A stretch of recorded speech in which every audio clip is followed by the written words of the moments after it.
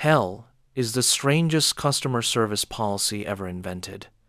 Imagine a company telling you, "Buy our product or we'll torture you forever," and then calling that love. The concept of hell was supposed to be divine justice, but it functions more like celestial blackmail. It's not about ethics, it's about obedience.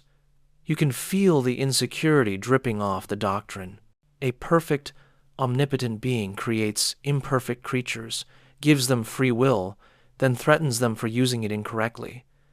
That's not justice, it's cosmic micromanagement. What fascinates me most isn't the cruelty of the idea, but the psychology behind it. Humanity invented hell because we couldn't handle uncertainty. Fear is an excellent leash.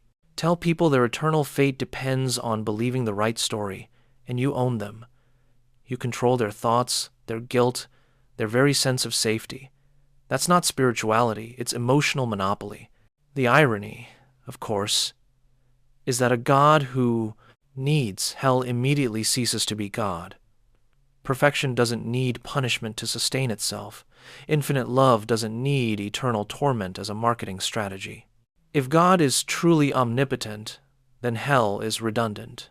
If he's not omnipotent, then hell is just his panic room built for the moments when creation didn't go as planned. But maybe hell wasn't invented to explain God's justice. Maybe it was designed to justify his absence. Because if you live in a world full of suffering, you have to find a way to blame someone other than the architect. Enter the devil, God's subcontractor for all things unpleasant. It's clever, really. You create both the disease and the cure, and then sell redemption like a subscription plan. The more I think about hell, the more it resembles a parent threatening to disown a child for not calling enough. Only this parent is eternal, omniscient, and supposedly loving. What kind of love depends on terror to sustain itself?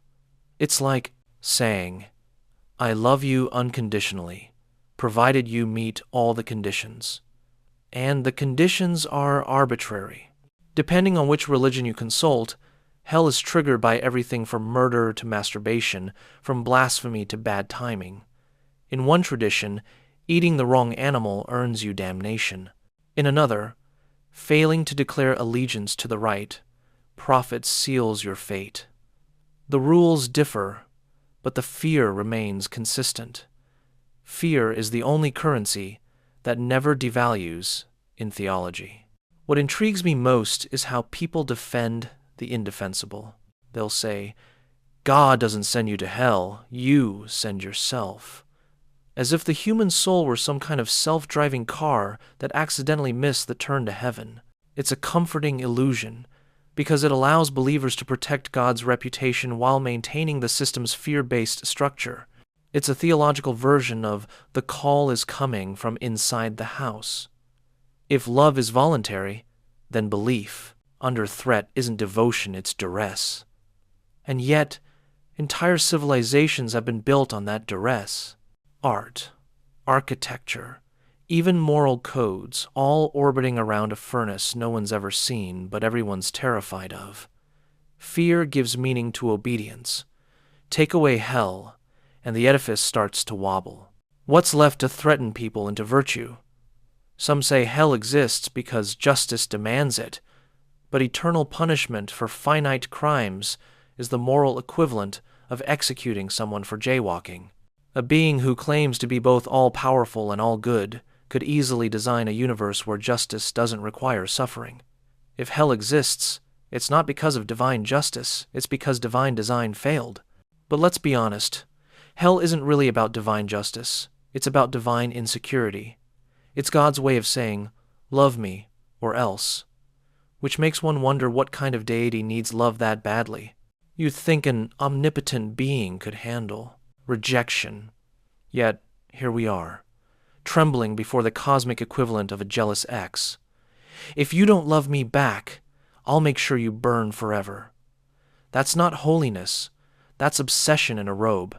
Theologians will twist themselves into knots trying to explain how eternal suffering coexists with infinite mercy. They'll say hell isn't punishment, it's separation.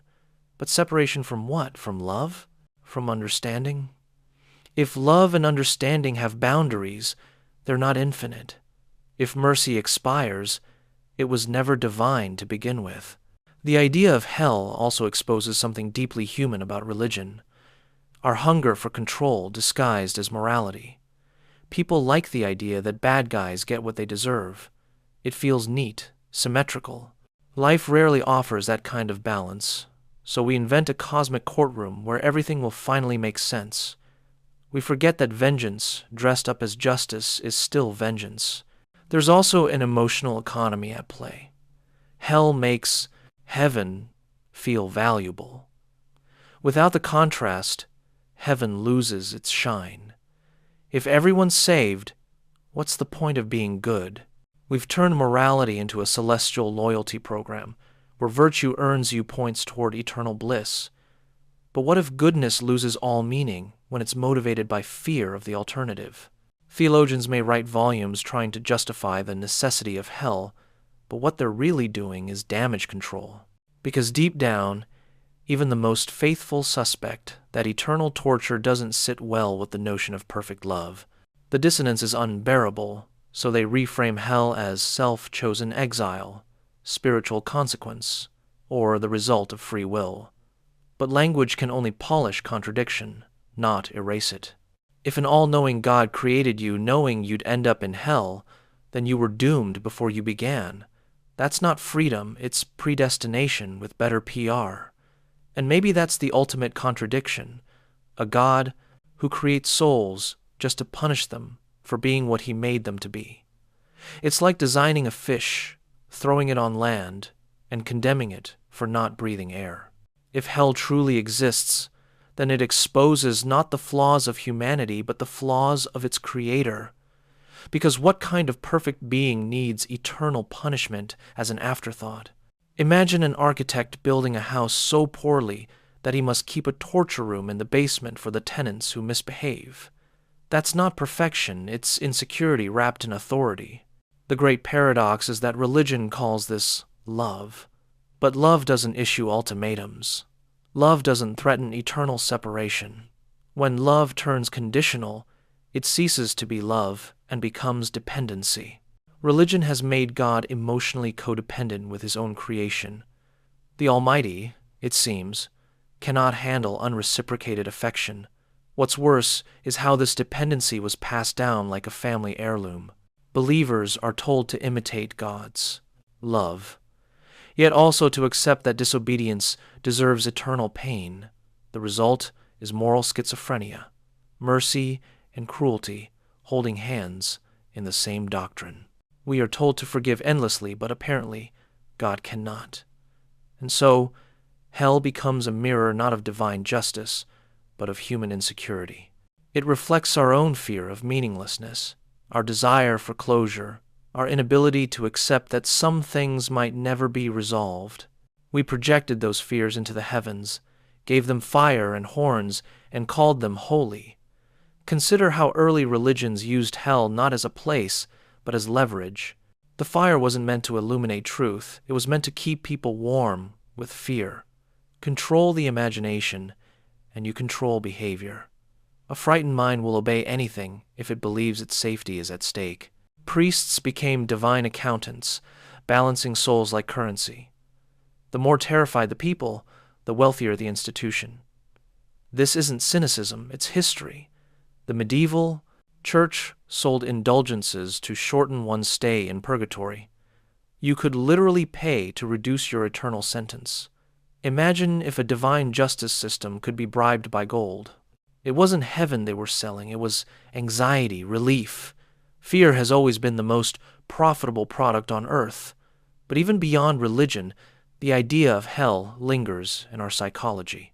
We inherit it subconsciously. We still talk about karma, bad energy, or manifesting punishment. Even when the theology fades, the guilt remains. We've internalized the myth so deeply that we punish ourselves on God's behalf. We carry tiny hells inside our heads, each one personalized, customized, self-maintained. The clever trick was convincing people that fear is a form of virtue. Fear of God was rebranded as respect, reverence, even wisdom. But fear is not reverence. It's submission, dressed as humility. When you kneel out of terror, you aren't worshiping, you're negotiating. You're trying to appease an unpredictable landlord.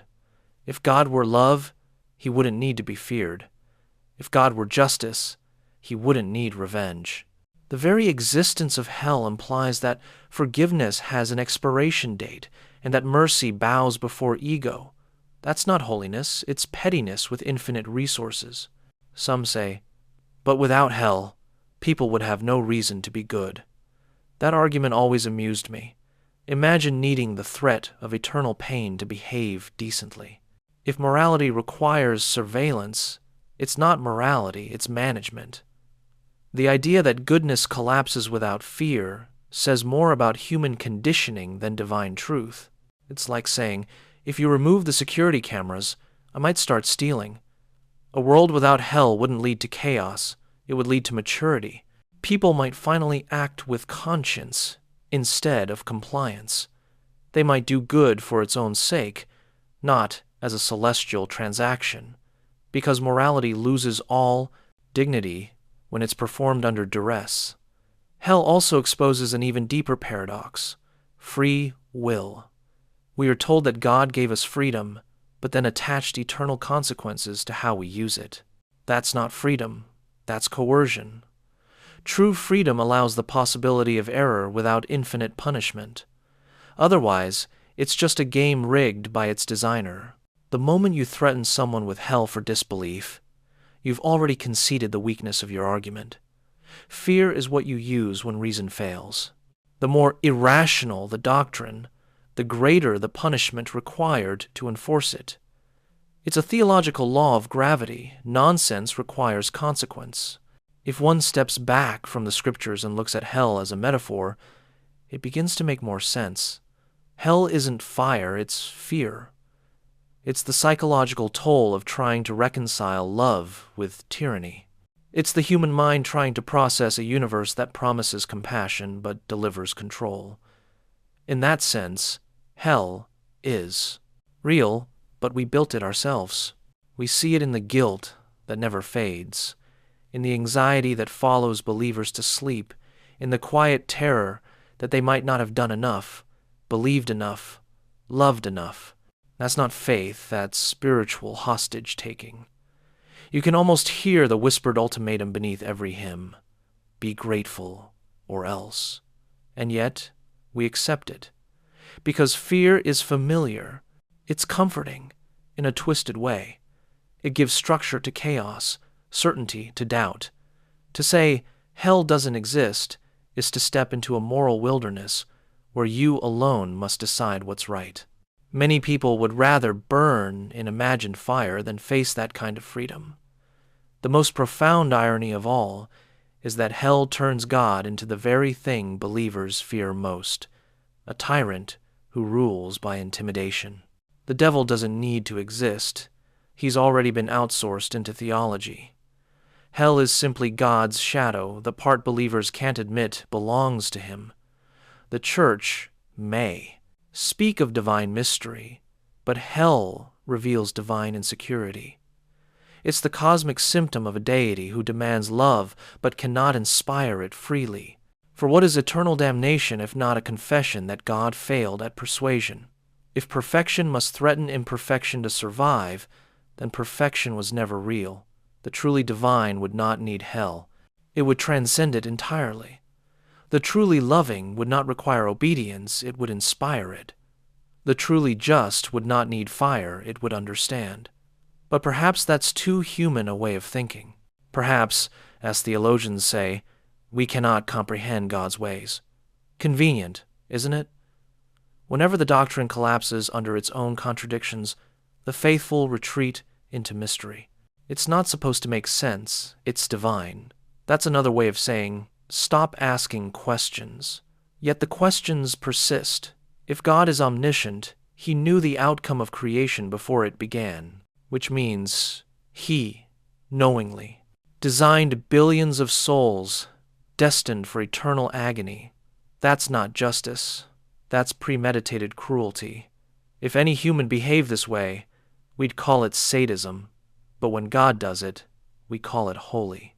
It's remarkable how morality bends when fear gets involved. We condemn cruelty in man, but excuse it in myth. We rationalize it, sanctify it, even worship it. That's the real danger of hell. It normalizes the idea that infinite cruelty can coexist with infinite love. Once that contradiction becomes acceptable, every lesser cruelty becomes negotiable. And so the question isn't whether hell exists. The question is, what does our belief in hell say about us? About the kind of universe we think we deserve? About the kind of love we think we need? Because if we need love that threatens us, maybe it's not love we're looking for, maybe it's validation. Hell isn't frightening because of what it supposedly is.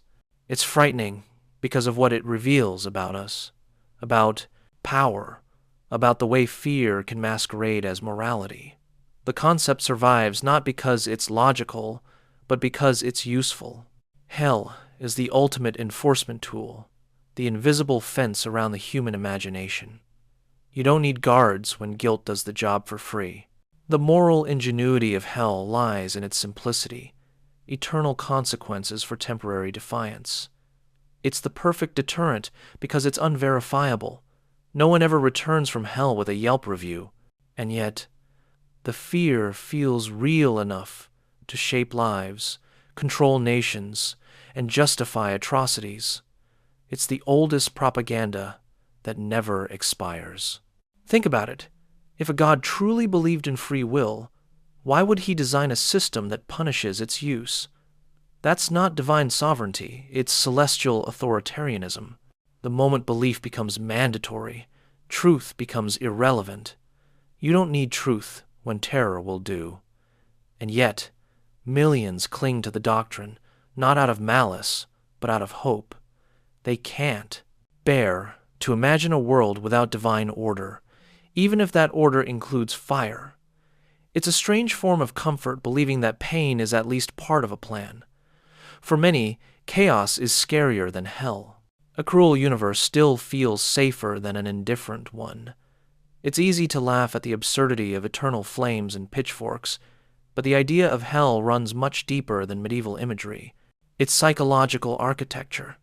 It trains people to associate fear with morality, obedience with goodness, conformity with virtue. Hell is not a place. It's a conditioning mechanism, a Pavlovian response disguised as holiness. Religion often talks about saving souls, but what it really saves is structure. The system depends on balance. Heaven must shine because hell burns. Without damnation, salvation loses its drama. Without the villain, the hero is just another guy in the sky. Hell gives God narrative tension. Every mythology needs a villain, and the cruelest stories make us complicit in keeping him alive. There's a particular arrogance in believing we know who deserves hell. Every faith, every sect, every preacher seems to have a list: sinners, heretics, unbelievers, the wrong kind of believers. The gatekeepers always imagine the fire licking at someone else's feet. They're never the condemned, always the saved. It's moral insurance by projection. And isn't that the trick? If you can convince people that others deserve hell, you can get them to do almost anything. Persecution becomes purification. Violence becomes virtue. It's astonishing how easily love becomes cruelty when God approves the paperwork. Every holy war, every inquisition, every act of righteous vengeance has carried the faint scent of sulfur. Hell legitimizes hate. It tells you that cruelty is fine, as long as it's eternal justice doing the hurting. That's how the faithful learn to smile while condemning strangers. They call it concern for the soul. It's not cruelty, it's compassion, apparently. Torture in love's clothing. But the deeper you think about it, the more hell starts to sound like divine projection. What if hell isn't humanity's punishment, but God's therapy? A place to dump all the contradictions he couldn't resolve. Eternal wrath, unending pain. It's as if God built a containment unit for his own frustration. Maybe hell exists because divinity can't live with failure, and humanity keeps reminding him of it. Because what is hell, really, but the divine admission that creation didn't go as planned? You can't be all-knowing and still act surprised when humans turn out flawed. Either you designed them that way, or you didn't know better. Both options dismantle omniscience. So, to preserve perfection, religion blames the product instead of the producer. The pot is cracked, says the potter, because it chose to be. The mental gymnastics required to justify that logic would make an Olympic athlete blush. And yet, theologians have performed those contortions for centuries, each one insisting that infinite punishment somehow harmonizes with infinite love. They wrap contradiction in metaphor and call it mystery, as if confusion were sacred. But if moral coherence threatens your faith, maybe it's not faith, it's denial. The strangest part of this whole cosmic drama is how humanity has internalized divine punishment. We've become our own wardens. We build personal hells out of guilt, shame, and regret, and we live inside them as if that's normal. We rehearse damnation daily. No fire needed, just memory and remorse. Religion may have planted the seed, but culture waters it diligently. It's almost poetic how the idea of hell evolves with civilization. We may not believe in sulfur anymore, but we still burn just differently. We burn with anxiety, with unworthiness, with a quiet fear that will never be enough. We've turned hell into psychology, dressed it in modern clothes, and called it imposter syndrome. And in some dark corner of the mind, we still imagine someone watching, keeping score, ready to punish the slightest misstep. It's the same fear, just rebranded for a secular age. The theology changed, but the wiring stayed. If God truly exists and truly loves, then hell is his failure to love effectively. And if he doesn't exist, then hell is ours, our failure to outgrow the need for threats. Either way, the problem is not eternal fire, it's eternal fear. When you think about it that way, the title makes perfect sense. Hell is God's problem, not mine. Because if such a place exists, it says more about his character than my choices. A perfect being who can't forgive is imperfect by definition. An all-powerful creator who can't save without torture isn't divine, he's defective. And maybe that's the thought believers can't afford to entertain. Because once you admit that the creator might be flawed, the whole structure of divine authority trembles.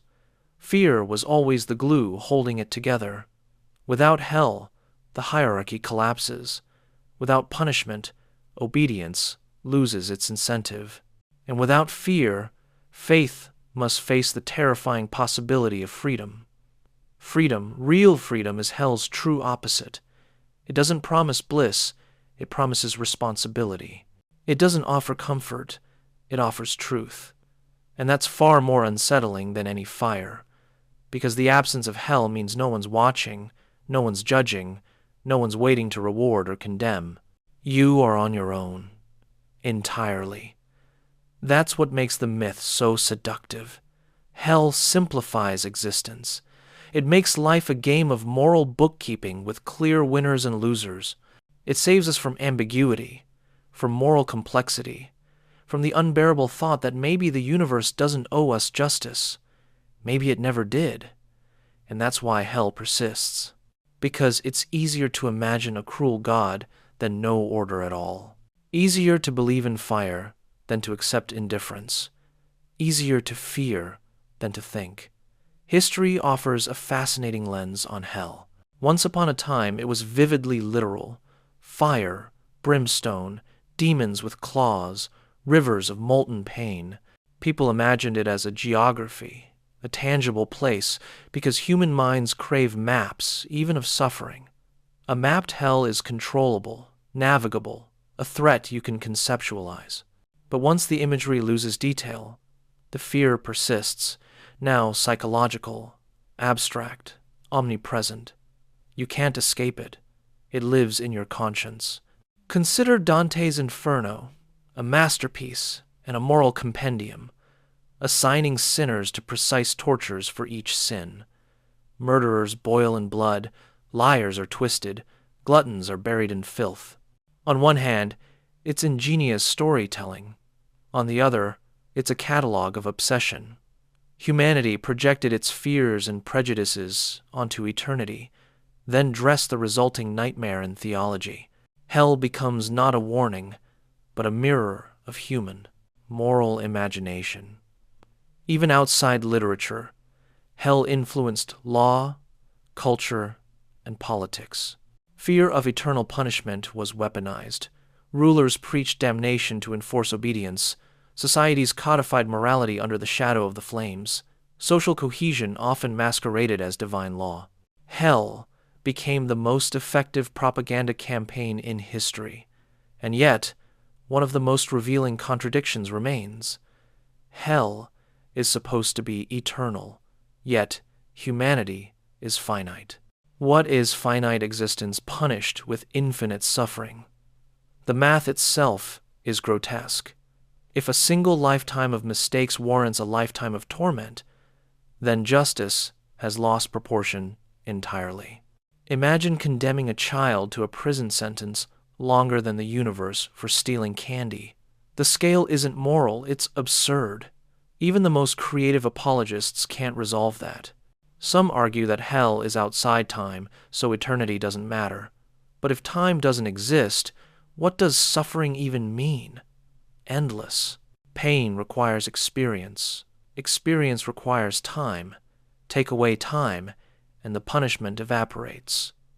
Philosophical contortions multiply endlessly, but the core absurdity remains. The notion that a loving, omnipotent creator requires eternal torture is unresolvable.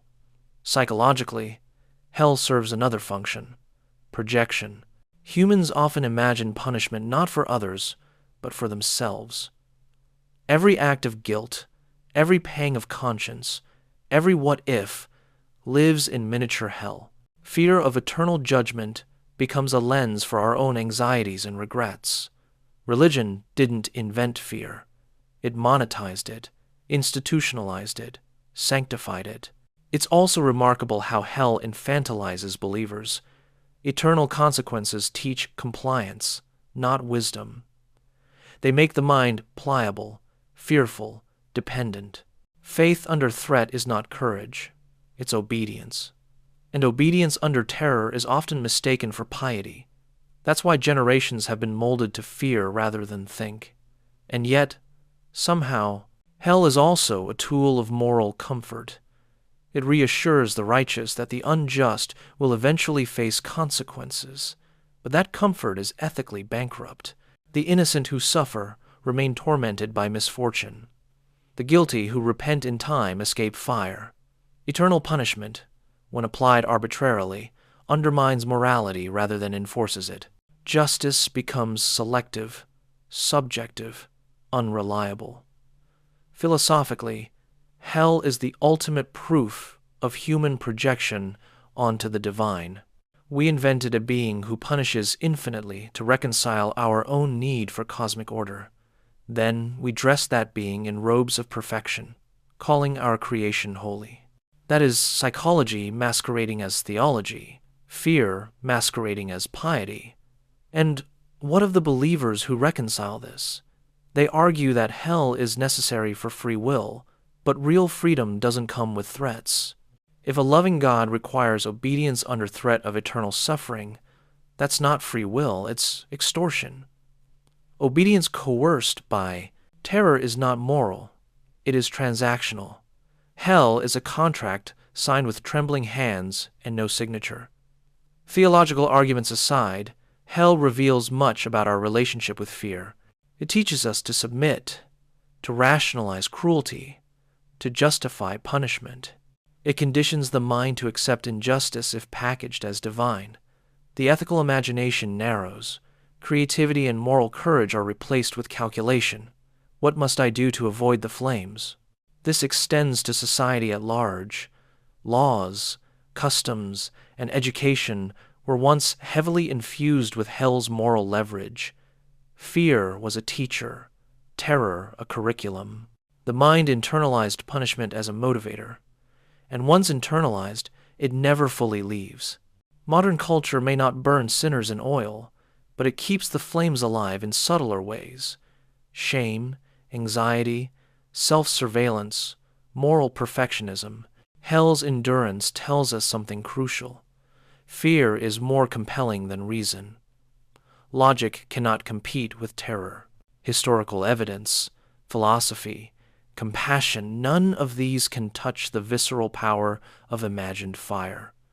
Even now, centuries after theological innovation, hell's shadow shapes thought. And herein lies the central point. The problem of hell is not mine. If it exists, it says more about the architect than the occupant. Eternal punishment for finite mistakes is not a reflection of human weakness, it's a reflection of divine insecurity. A God who cannot love without threatening is flawed. A deity who cannot forgive without fire is dependent. Hell is not justice, it is a symptom. The audacity of calling this divine is staggering.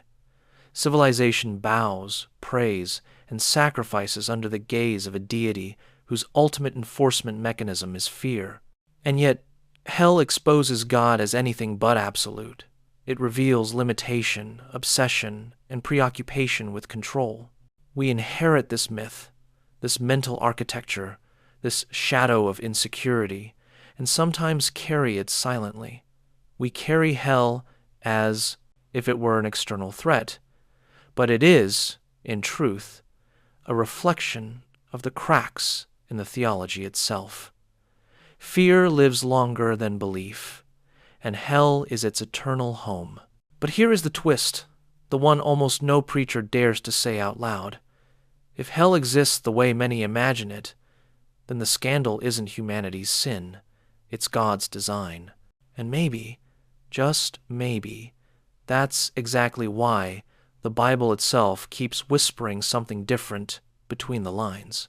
Because beneath the fire, beneath the threats, beneath centuries of doctrine and fear, there's a counter-story running like a hidden river. A story where mercy triumphs over judgment. A story where death is swallowed up, not eternalized. A story where every tear is wiped away, not weaponized. A story where Christ is called the Savior of the world, not the Savior of the lucky few. If hell is eternal conscious torment, then the universe ends in infinite suffering. But if God is love in any meaningful sense, then hell cannot be the final word. And maybe that's why the earliest Christians, long before cathedrals, councils, and creeds, held something dangerously hopeful.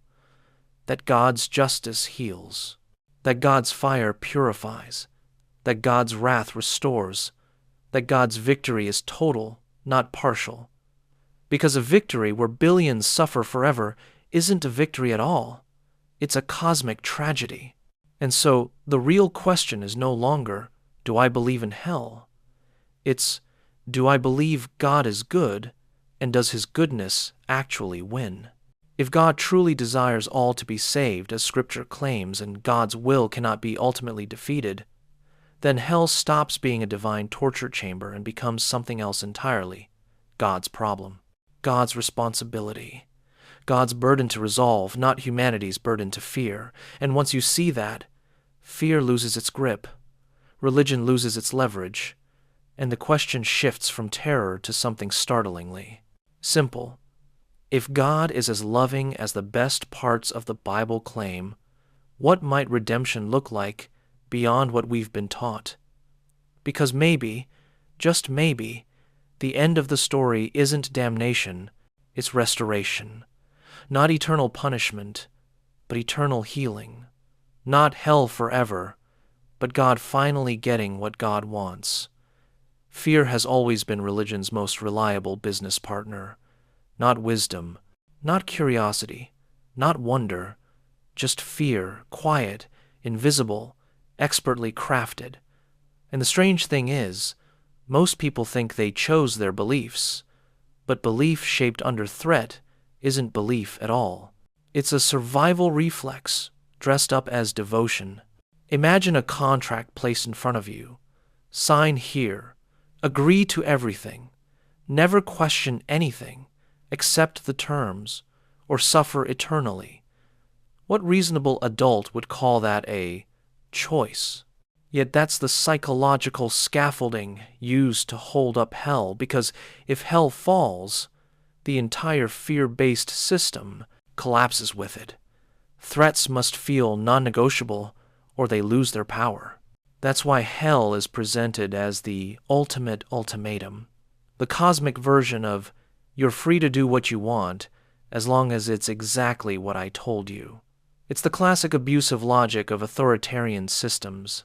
Create the prison, then blame the prisoner for being inside it. But here's the irony. Those who preach about hell, the loudest, are often the ones most haunted by it internally. They're not spreading certainty, they're outsourcing their anxiety. They repeat the doctrine hoping it will sound less absurd the 1,000th time. They defend it because the alternative that an all-powerful creator built a universe with a torture chamber baked in is too disturbing to sit with honestly. So they cling to the fear because the fear feels safer than the questions. And that brings us back to the central problem. If a belief must be enforced through threats, is it truth? Or just intimidation with a halo?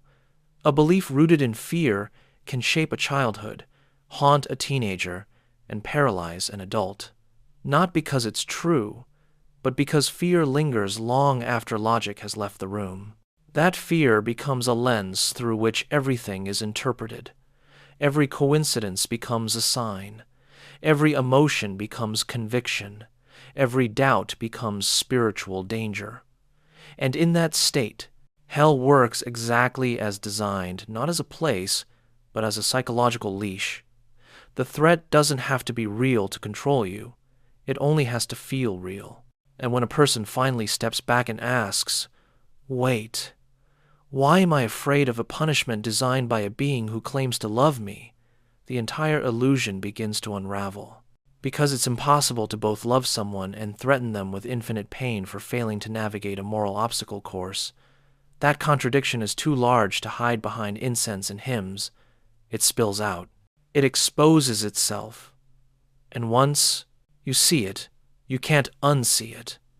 The fear contract loses its magic. And suddenly, the burden shifts. The weight moves. The problem relocates. Hell stops being a human issue and becomes a divine one. If God made this system, God must explain it, not the people trapped inside it.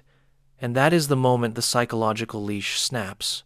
Not with anger, not with rebellion, but with clarity.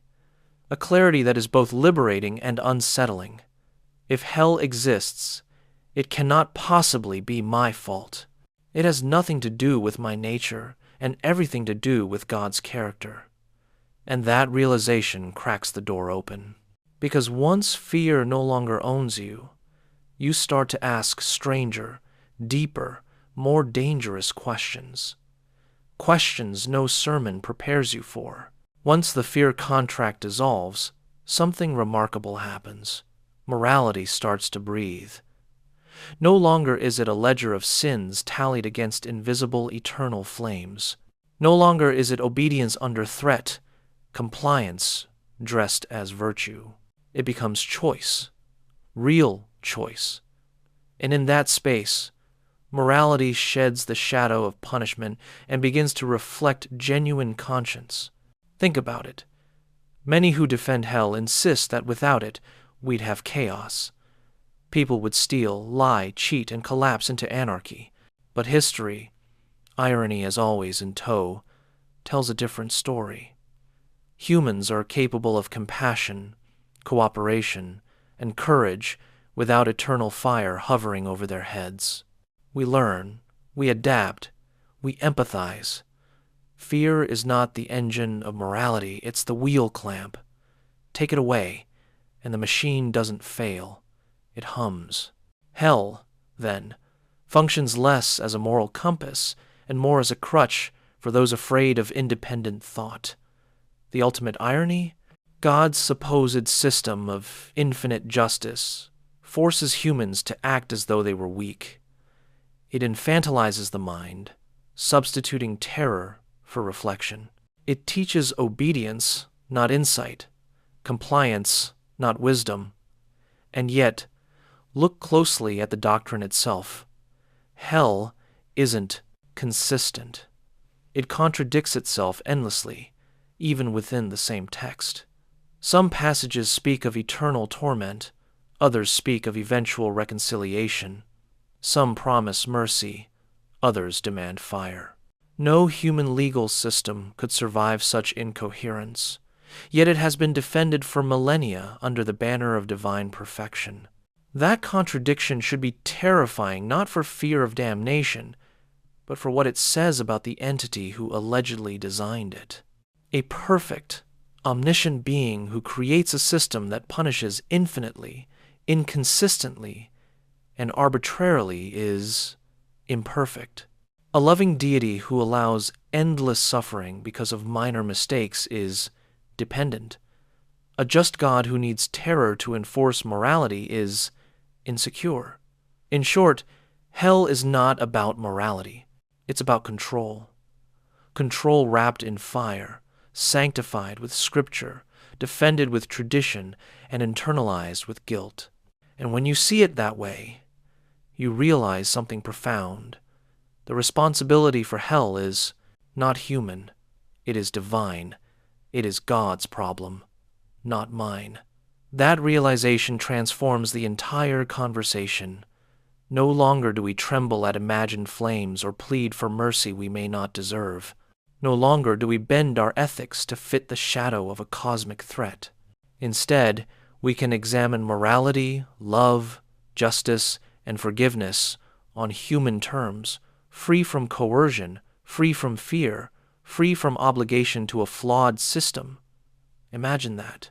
A morality unshackled from terror. A conscience that acts because it understands, not because it trembles. A life that is rich, vibrant, and courageous precisely because the eternal scoreboard is irrelevant. And yet, for millennia, that clarity was forbidden. It was dangerous. It threatened the foundation of authority itself, because when fear evaporates, obedience evaporates. And obedience is the currency hell trades in. Now, consider the absurdity of it all. A creator who cannot win hearts without fire, who cannot inspire devotion without terror, who cannot convey love without threats, and yet calls itself perfect. If we grant the logic of the doctrine for a moment, hell is proof not of human failure, but of divine failure. Eternal torment does not illuminate the human soul, it exposes the Creator. It is a mirror reflecting divine imperfection back to us, insisting we look, trembling, while the one who placed the mirror refuses to apologize. And here lies the ultimate liberation. Once you recognize hell as God's problem, the terror loses its power. The weight of eternal punishment is no longer on your shoulders. It is, finally, theirs. Fear dissolves, choice blooms, and morality, long suffocated by threat, begins to breathe. We are left, for the first time, in the astonishing, uncomfortable, exhilarating space of freedom. A human mind, unthreatened by eternal fire, capable of curiosity, courage, compassion, and wonder. And perhaps that is the final irony. Hell was never meant to be endured. It was meant to be obeyed. Once obedience is rejected, hell collapses under its own weight, and humanity steps forward into a light the theologians never intended for us to see. History loves hell almost as much as religion does. It's everywhere you look, in laws, in literature, in art, in politics. Consider the medieval imagination. The church painted hell with meticulous cruelty, demons with iron claws, sinners boiling in tar, Satan himself gnashing teeth in the eternal furnace. People memorized these horrors, recited them, feared them. Every sermon was a rehearsal of anxiety. Fear wasn't incidental. It was curriculum. The psychological brilliance is undeniable. The vividness of hell made abstract morality tangible. Every act, every sin, every whisper of disobedience became concrete. And yet, look closer, the architects of hell rarely practiced what they preached. Priests lived in relative comfort. Rulers justified violence with divine sanction. The threat of hell was applied selectively, wielded as power. And that selective enforcement is the historical lesson that theologians rarely admit. Hell is not impartial. It is a tool, a psychological lever, a weapon. Look further, and you see the same pattern across cultures. Ancient Mesopotamia, Greece, even parts of Asia. The afterlife is terrifying. It is punishment, shame, deprivation, fire, darkness, endless labor. Not all religions have fire. Some have cold. Some have shadow. Some have endless wandering. But the principle is identical.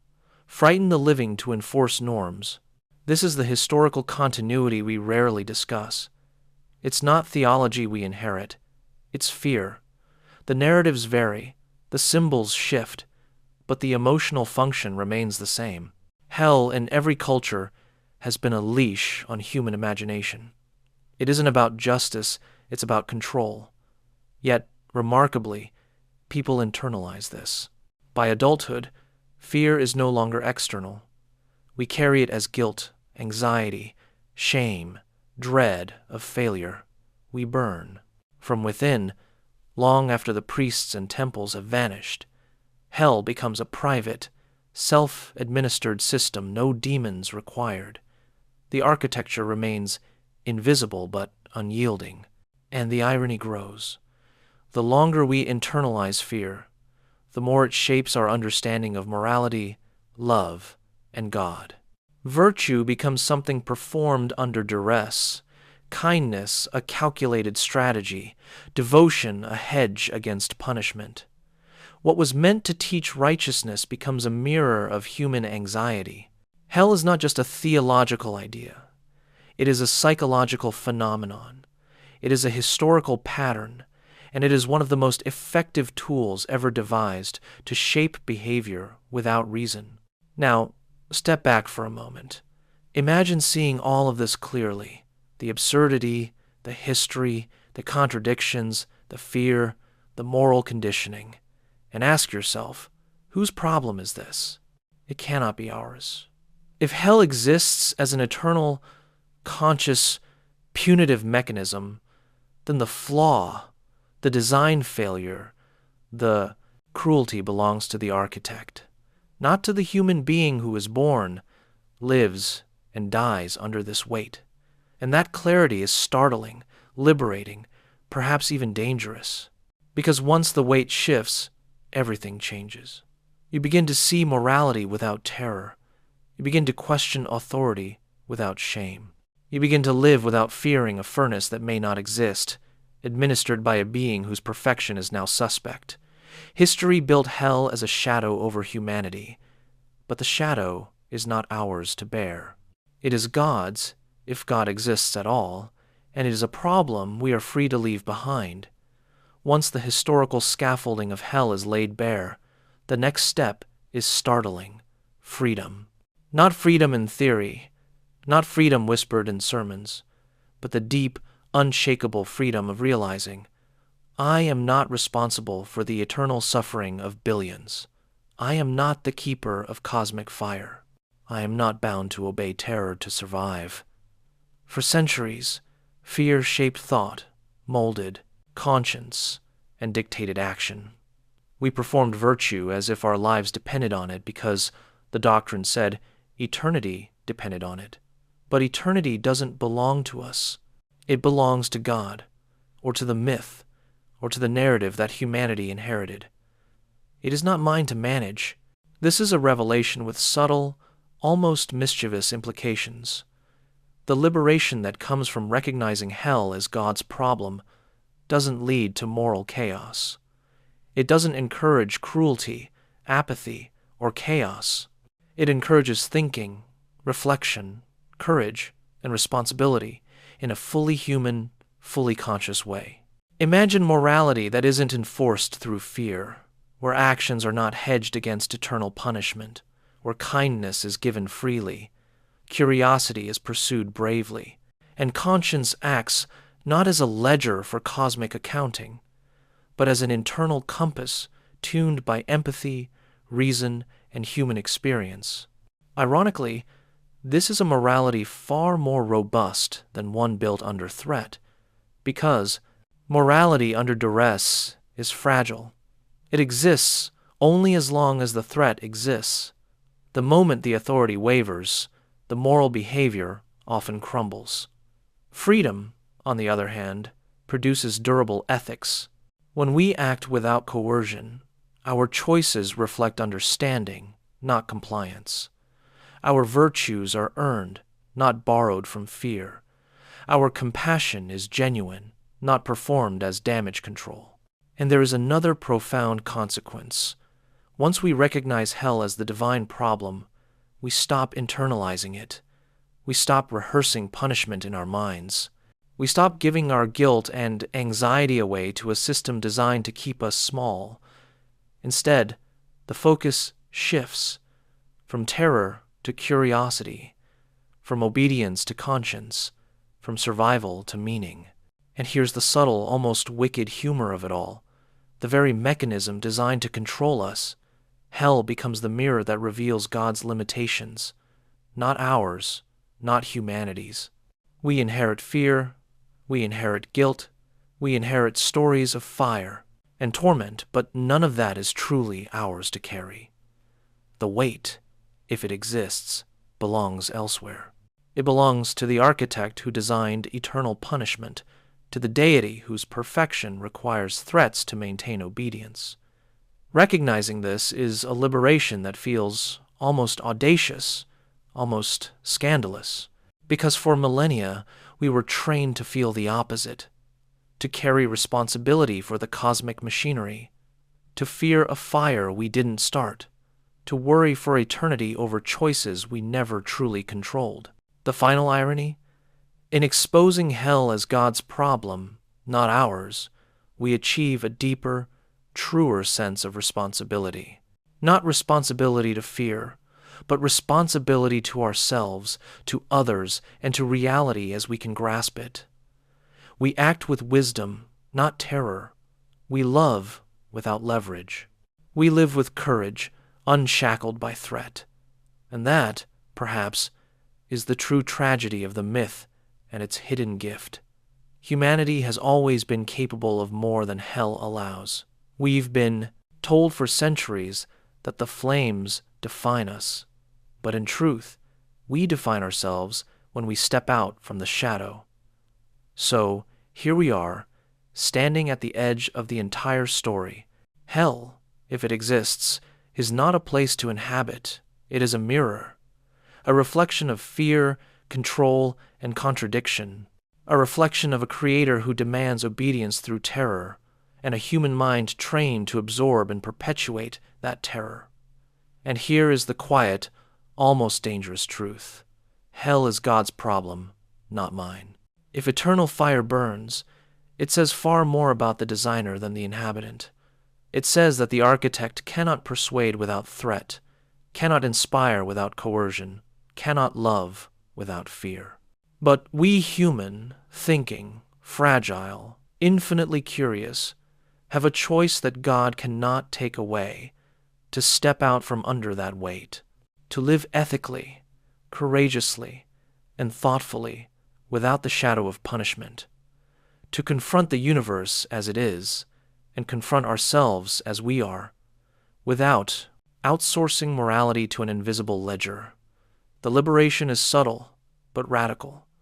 It changes how you view love, obligation, and justice. It changes how you live. It changes who you are when no one is watching, and when no eternity is waiting to tally your mistakes. And there is a final irony in all of this. The myth of hell was intended to control, but by examining it, exposing it, and recognizing it as God's responsibility, we are free. We no longer tremble at imagined flames. We no longer carry the guilt that was never ours. We no longer fear punishment we cannot prevent. Instead, we carry understanding. We carry clarity. We carry the audacious, unshakable freedom to think, love, and act with integrity precisely because the ultimate fire, if it exists, is not ours to bear. And perhaps the most human, most profound reflection is this: the story of hell is not just a story about divine judgment. It is a story about fear, projection, and freedom, about how humans internalize myths and how myths internalize humans, about how we learn to step outside the terror that was never meant for us, about how we can, at last, distinguish between what we carry and what belongs to the cosmos or its alleged creator. So, if you feel the weight of centuries of doctrine pressing on your shoulders, know this: the burden is not yours. The fire, the punishment, the judgment, if they exist, they belong elsewhere. You are free to breathe, free to reason, free to live with courage, wisdom, and compassion, free to see morality, not as a ledger to survive, but as a tool to understand, nurture, and build the world you inhabit. And with that freedom comes an invitation. Where are you listening from? What time is it where you are? And what's your take on all of this? Because hell, after all, is not a topic to conclude with fear, but a conversation to continue with thought. The narrative doesn't end here. It extends into every mind willing to question, every heart willing to feel, and every soul willing to reckon with the myths it has inherited. And in that conversation, we find something infinitely more profound than fire: perspective, insight, and freedom.